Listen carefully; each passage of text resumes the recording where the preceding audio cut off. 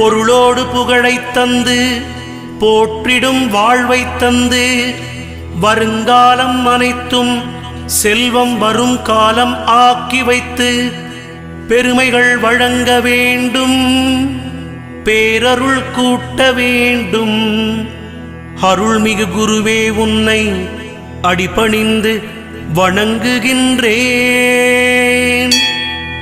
வருடம் ஓர் ராசி வீதம் வட்டமாய் சுழன்று வந்தே தருகிற பலனை நாங்கள் தங்கமாய் ஏற்றுக்கொள்வோம்.